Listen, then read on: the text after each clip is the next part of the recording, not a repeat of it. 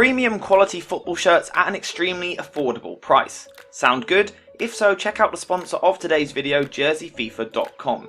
You can see that I've sent you some shirts and they really are top quality, so make sure to click the link in the description to go find a shirt for yourself or perhaps as a gift for someone else. And you can now use code JerseyFIFA at checkout for 10% off your order. That's code JerseyFIFA at checkout for 10% off your order. I really do recommend their product, so go take a look. Now let's get into the analysis. So over the past 6 months or so, there have been a lot of talks about how Manchester United are going to be rebuilding the team this summer.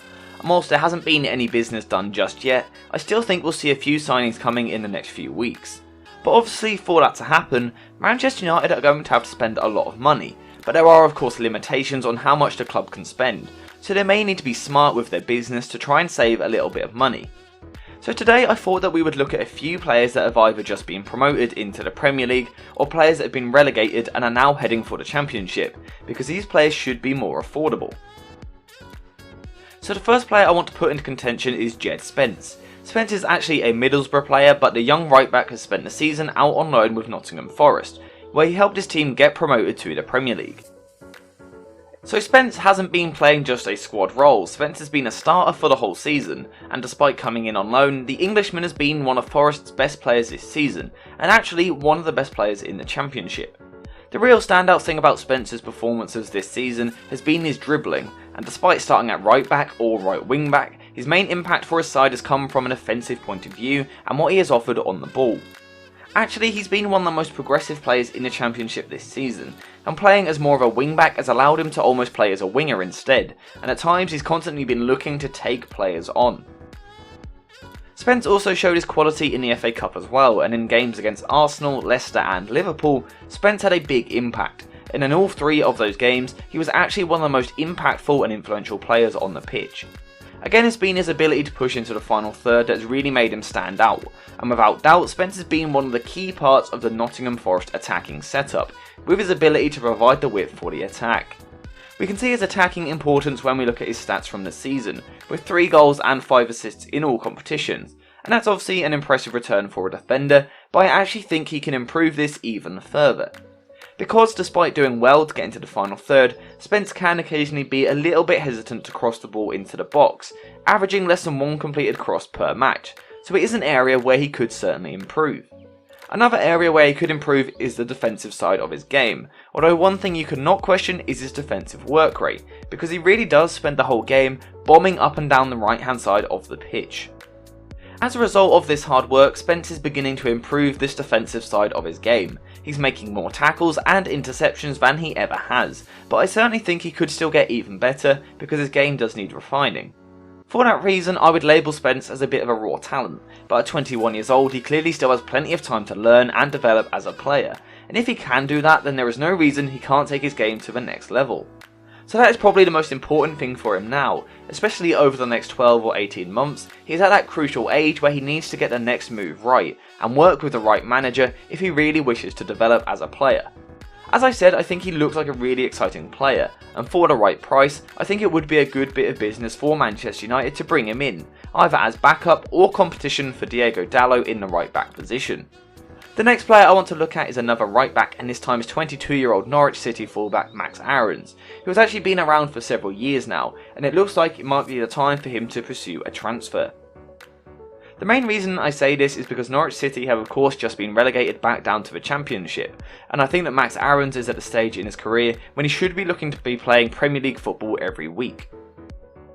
So in terms of what he has to offer as a player, Aarons is another young English right back that really thrives when he is playing with the ball at his feet, and again it's his dribbling and ability to carry the ball forward that makes him stand out.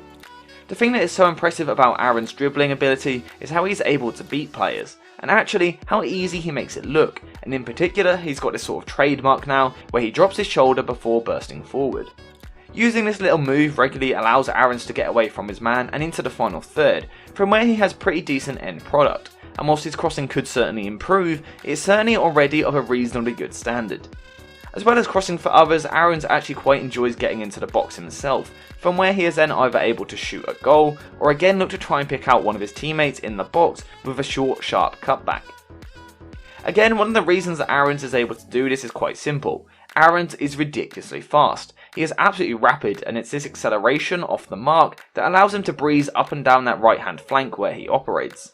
This pace is obviously important from a defensive point of view as well, because it allows Ahrens to push forward while still having the recovery pace to get back into position and make the tackle, making sure that he doesn't get caught out.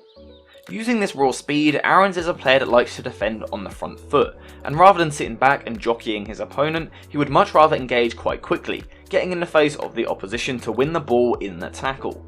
The big problem for Ahrens is that despite all his obvious talent, his career has stalled a little bit. Over the past 12 months he hasn't really progressed too much as a player, and that would obviously be a concern for him as an individual.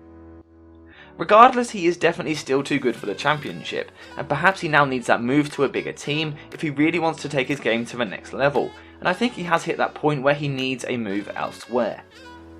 The question there will be the price. A couple of years ago there were talks of £40 million, but that just won't happen now. So for the right price, I do think that it could be a very smart bit of business for Manchester United to bring him in.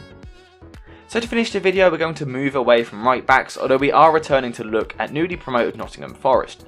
But this time we are going to be talking about 21-year-old Welsh midfielder Brennan Johnson. So first up, straight away from face value, we can see that Johnson has had a very good season just by looking at his stats, and for a winger or attacking midfielder, to get 19 goals is extremely impressive, especially with 9 assists as well. So as I've kind of hinted at a couple of times there, one of the biggest things about Johnson is that he is so versatile. He can play as part of a midfield 3, as an attacking midfielder, or he can play as more of a winger on either side.